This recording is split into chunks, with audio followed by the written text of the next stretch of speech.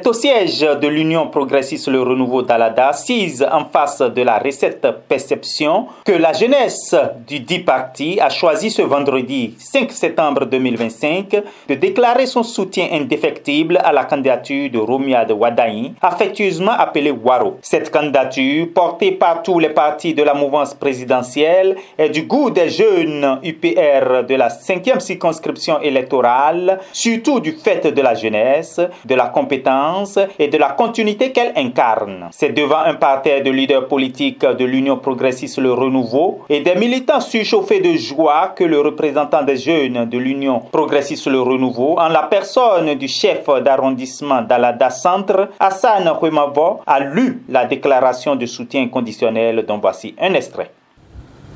Il incarne une nouvelle génération de gestionnaires, de technocrates, de bâtisseurs. Son profit est perçu comme l'ouverture vers une nouvelle ère politique, fondée sur la compétence, la transparence et la stabilité. Et aujourd'hui, nous ne venons pas simplement saluer ce parcours. Nous venons le porter, l'amplifier, l'accompagner. Le chef d'arrondissement de Togudo dans la commune d'Alada, leader incontesté de l'Union progressiste Le Renouveau, Mathias Djigla est allé au-delà de la déclaration et a harangué la foule. À travers cette déclaration, la section UPR d'Alada réaffirme son soutien indéfectible et son engagement total à œuvrer sans relâche pour la victoire éclatante de notre candidat, M.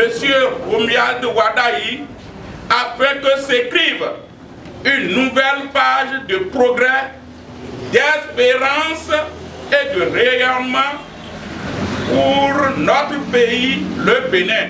Waro 2026, en avant pour la victoire. Waro 2026, en avant pour la victoire. Waro 2026,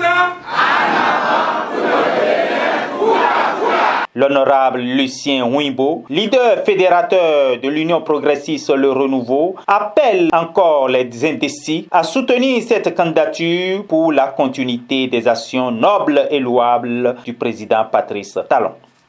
Je voudrais demander à tous ceux qui hésitent encore de ce choix-là, de sortir et d'accompagner le choix des deux partis politiques là, les plus importants de notre pays. Parce que le choix là est fait à dessein, c'est pour gagner, c'est pour continuer. Et tout le monde est conscient qu'on doit continuer ce que Talon a laissé.